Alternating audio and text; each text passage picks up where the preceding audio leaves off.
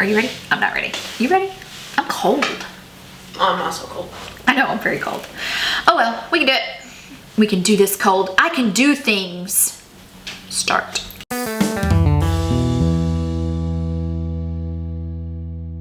Welcome back, episode 24, Tuesday Talks with Red, where today I dive into my very own love and relationship issues. So when I first started working on, I'm like, how are we gonna tackle this one? Just because I wanted to be like, don't we all have love and relationship issues? Whether it's the love issues, you know, maybe we've been married for 20, 25, 30 years. And we're like, no, I don't have any issues there. Maybe we have issues in other relationships. And so when I first started, I was like, don't we all have some sort of issues somewhere? I mean, nobody's perfect, clearly. And we mess things up. Like, we mess things up. So in CR one night, same situation I talked about with the anger. There's one lady that was in there that I had been in for probably maybe a year. I'd been going for a year. And I always heard her say, you know, and I struggle with love and relationship issues. And I was like, good for you. Like, I'm good now. It's just me. Like, even since my divorce or since my split, I have not had the desire or anything to date anybody. Like, I just haven't. I did go on a date last month. It was rather a grand date. Was probably the first anything that I even remotely cared to want to do. And I had a great time. Like, I did. But so it's not like I was thinking any of that's carrying over, because you guys know my pre-married story. I've talked through my desire, what I felt like was my desire to make men love me then. So I didn't think I was like, I don't know what that is. I don't have any issues in that. Like, whatever.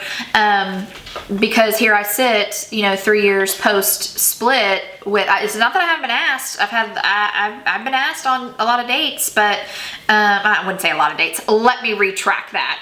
I've been asked out, and I don't have a desire. I just don't.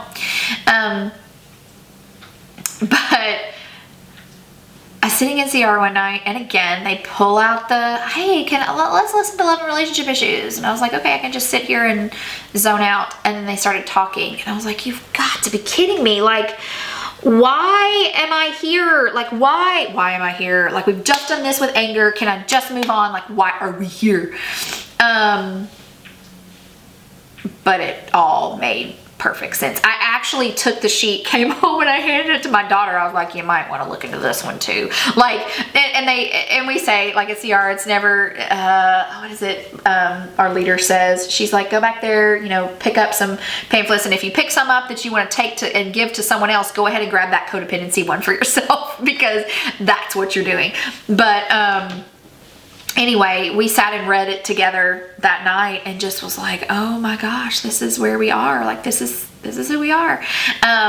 So anyway, let me read what some of those are, just like I did with codependency, like I did with anger, what some of those points that really hit home with Billy. Oh my goodness, Billy, you're struggling with this. And then it'll make a little bit more sense. So one of them was lack of nurturing as a child. Check. We've discussed that at length, right? But surely that's not the only thing that'll make me think I have love and relationship issues. You mistake intensity for intimacy. Looking in my early life, absolutely. Sometimes even in my marriage, I think, which I had been working through all of those issues in therapy. Even while I was married, my husband knew that, and it affected us in a lot of ways. Even the working through it affected us in a lot of ways. But, you know, post-divorce, 3 years, like, I could see how very easily I could fall into the trap again of intensity, mistaking intensity for intimacy, very easily. And so I have to keep, well, I'll talk about how I keep that from ruining my future. Afraid to trust anyone in a relationship. Talked about that in both codependency and anger, how I have trust issue, or codependency, how I have major trust issues, and how I truly am, not scared, scared's not the word, but apprehensive of how that's going to play out if there ever does become someone who I let back into my life in that capacity. Even with the grandeur date I went on, I had to keep I had to go into this, because it wasn't just like, hey, do you want to go to dinner type date. I had to put in a boundary, even walking into it, of this is going to be what it is, and that is it.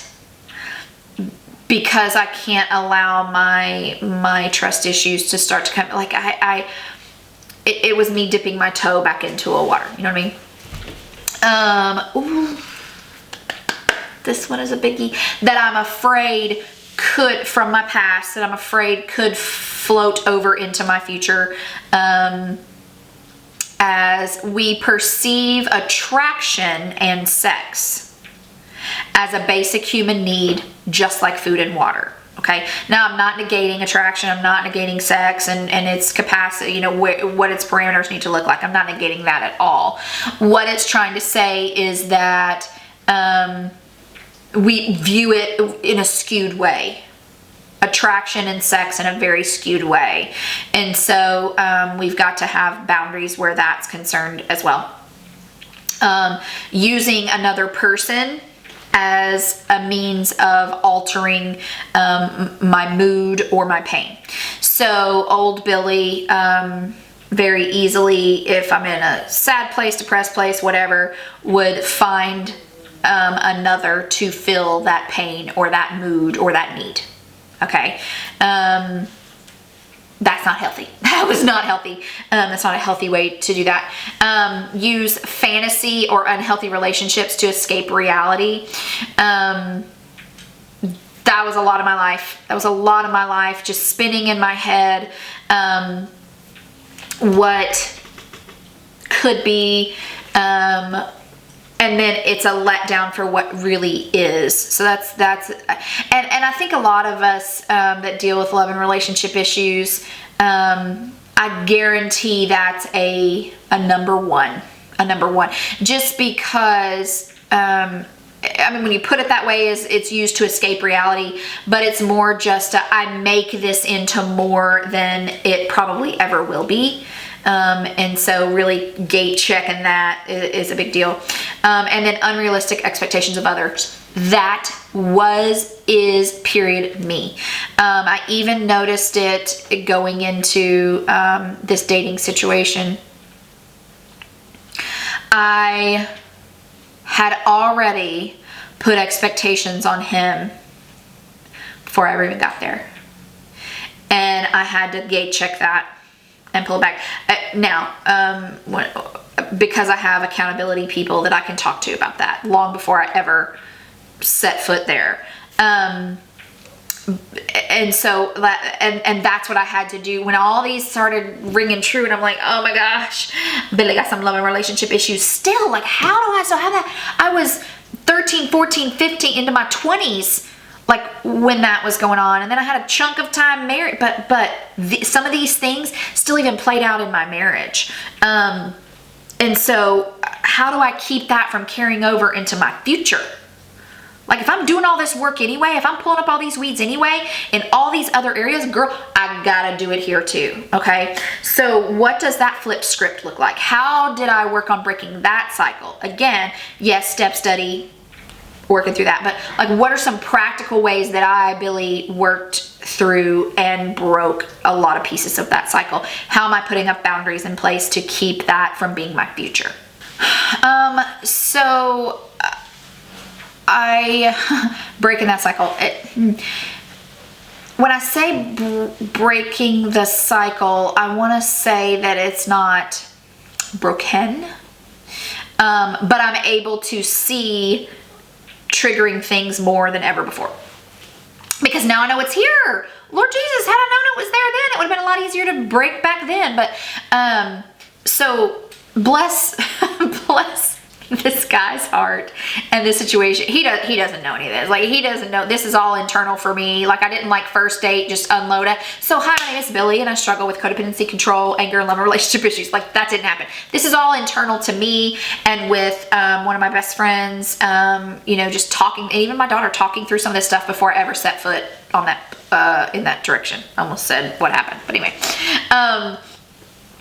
I had to put up healthy boundaries long before, and I'm kind of glad that this adventure happened before I did this episode, because now I have a really good frame of reference on how I'm stepping back into it. And so,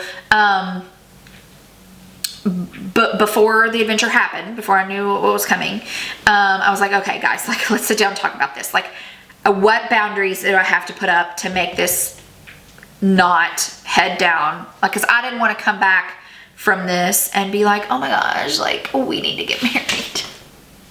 No. Oh my gosh, what am I going to do if I never see him again? No. Like, no. Like, I did not want to be that girl. Like, it's not going to happen. And so, like I said, I really had to put it in a box. I had to put it in a box and see it for what it was. Now, that didn't mean that some of those old habits didn't try to creep in. Like I said, even before I left to go, I had already assumed some things. I had already put some expectations and some assumptions on him and the situation or whatever. And then when I got there, it wasn't even what that was. And I went, okay, this is what healthy looks like. This is okay. One of the ways is to explore what healthy sexuality looks like. We know. Listen. We know what healthy sexuality looks like and what unhealthy sexuality looks like. I have a friend who is currently in the middle of something very unhealthy. Very unhealthy. We know. We know. So keeping that frame of reference and that check and that accountability, I cannot stress it enough, is being willing to be 100% bare and open. Anything. It doesn't even have to be codependency, control, anger, love, and relationship. It doesn't even have to be those. Whatever it is you struggle with, whoa, we gotta have that accountability. We gotta have that openness with at least that one person or two or whatever, those intimate people that we're willing to be completely bare with, to be able to work these things out, to be able to healthily step into them. Because here's the deal. This is probably never going to go away. My anger never going to go away. Codependency control is never going to go away. It's always going to keep tapping. It's always going to keep tapping at that door. Those of us in the believer parking lot, you know, the enemy is never going to relent with us. Okay? It's not going to happen. Pull back out of that parking lot. We have got to recognize these things in ourselves and be willing to keep light shining on all these things. Okay. So I work really hard to look at something and try to decide, is this a need versus a want? Period. Need, want, need, want, need, want. I think that's a big one for me. Realizing my triggers, you know, talk about it again, journaling it, writing it down, realizing what my triggers are. That intensity and intellectual conversation with someone, like this guy is, I would venture to say, so far outside of my league intellectually. I like thinking of myself as a pretty dang smart person. The conversation with him was, oh my gosh, it was attractive. Everything about it was, because he was so up here. I could have sat here like this. Just keep talking. It's fine. And the old Billy totally would have mistaken that for intimacy, right? Because it was intense. It was sweeping off my feet type situation. It wasn't intended to be. It was just, he's a different breed. He was just a different breed. And learning that could be a trigger for me is the intensity and the intellectuality of this person I'm sitting across from just drawing me in and making me be like, oh, now I'm putty. No, like drawing that boundary, knowing what that is. That's a good thing. Like I could sit and listen to him all day long. But knowing where that fits healthily and well into my response. Anything that I start to play out in my head of, ooh, where this could go, what could happen, blah, blah, blah, blah. Stop it, screech, back it up, like that has to stop. And like I said, I'm not hallmarking, I'm not talking, because that could easily be done as hallmarking something in our head, and you know what I'm talking about, apply a Hallmark movie to it, like no. But even just a little bit of, okay, so next time we see each other or whatever, stop, back it up, Terry, like put it in reverse. I can't go there. I can't go there. And I did it. Like I realized I did it. Like anytime it would stop, I'd be like back it up, Terry, put it right here. Okay. Avoid the places and people, etc., that would cause me to go down that direction. I don't really have any of that in my peripheral right now, so that's not so much a big deal, but that's a trigger. That's something I have to watch for. But again, accountability, and boundaries. Boundaries in all relationships, not just romantic ones, like boundaries in all relationships. But don't use boundaries as an excuse either. Like a real, true, healthy boundary is a good thing. And remembering that it's a gate. It's a gate that I control. It's a gate that you control that allows things in and out. It's not a hard, fast cement brick wall that's like, goodbye, bye Felicia. No, it's a gate. Okay, so remembering that. That's been what's really, really worked for me. And like I said, I am super pumped that I said yes to a situation. And I keep calling it a situation because it wasn't just, like I said, it wasn't just a, hey, I'm gonna pick you up and we're gonna go to dinner type date. It was it was crazy. I'm glad it happened before this episode. Remember I told you when I got all this back in October, like I laid out what was coming for 52 weeks way back then. This one just happened to fall here. And I'm glad that happened last month before coming into this, because it gave me a lot more teeth to be able to pick through and go, you know what? I can see how this could have played out, but how it did play out because I've done the work. So anyway, thanks for humoring me on that. So that's the end of, the pieces that I've, the weeds that I've really done some work on in these last handful of years, especially through Celebrate Recovery. And then next week, we're going to dive off into why Africa. And I love, love, love that is going to be our almost mid-mark. So if you didn't know, I and my daughter have done mission work in our second home over in Africa, in Mozambique, Africa, for a number of years. And I'm pretty pumped to get to talk about that next week. So come back, have a great week, and I will see you Tuesday.